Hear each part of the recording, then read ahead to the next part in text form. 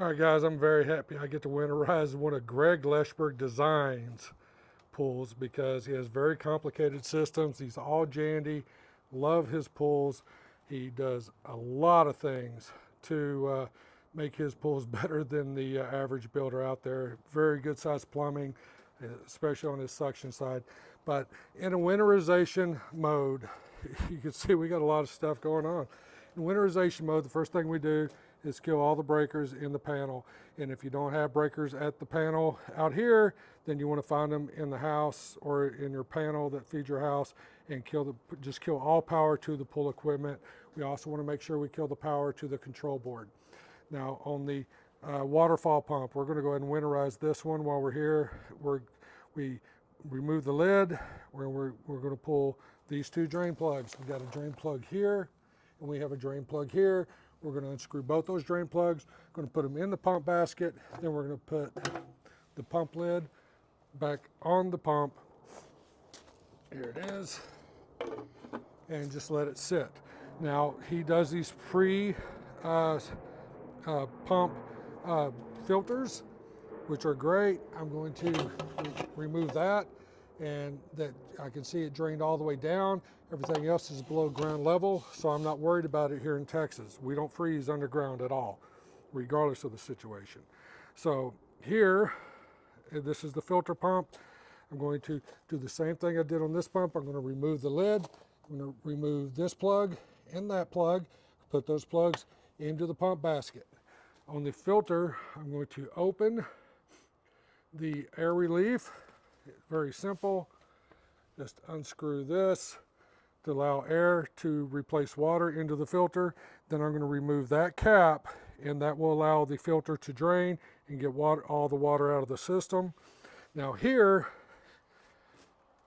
I have an actuator that is shut off, and if we killed power, we can't move that actuator. So there's two things I can do. I can either wrap this pipe really well and make sure I protect this valve well also, and I can wrap it to try to protect it, or I can remove the valve actuator, these 4 screws, and just pull it off, take this handle, put it on the valve, open that up a little bit so it'll drain all the way down. But if I do that, that's going to allow water to drain from the hot tub, and I don't necessarily want that to happen because the plaster will be at risk in the hot tub if we get sheets of ice. On the chlorinator, this is a Duo system.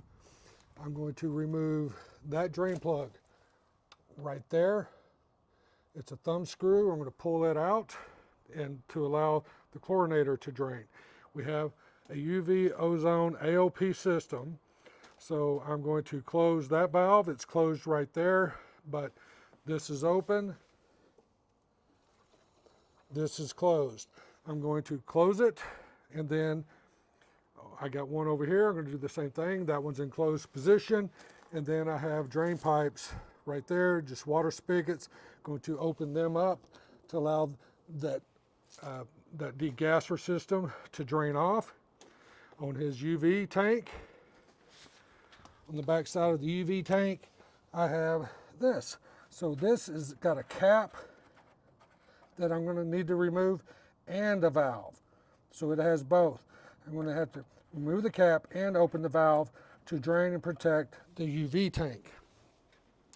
Now go to the heater.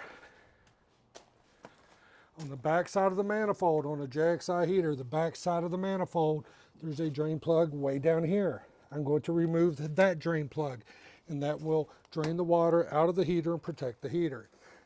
Now coming out, again, this is going to the spa return. Another reason I love Greg Leschber, because look at the size of that plumbing. All right, I'm going to, you see that valve is off, and I can't get water down in here, and if I remove that valve or that check valve, this pipe is going to allow the spa to drain down. I don't want to do that because I take a risk of damaging the plaster in the hot tub. If the water level gets low and we get ice ring around it, it will easily damage that plaster. So I'm going to wrap this pipe in an emergency winterization situation. I'm just going to wrap this pipe, and from all the way around that valve, all the way down this pipe, because that is closed off. On the booster pump, I have one drain plug. right there. I'm going to remove that drain plug to protect the booster pump. Now over here, on the rest of this plumbing, all this is above ground. It's going to drain down below the surface, so I'm not worried about it. And then over at the pool, we have 2 skimmers. So I'm going to put a half empty water bottle in each skimmer. Got one there, and I got one skimmer way over there. I'm going to put half empty water bottles in those.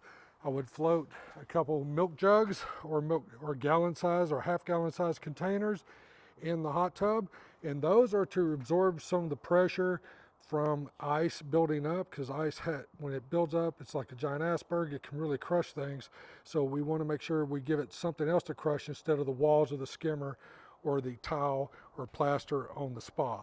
Now during the freeze, since he's got this large shallow tanning shelf, we're going to want to keep this ice broken up. May even anchor a couple like large containers over here over this to absorb some of the pressure from the ice. But the ice building up solid on this will damage that plaster. We saw a lot of that in the freeze in 2021. So I hope this helps. Y'all take care.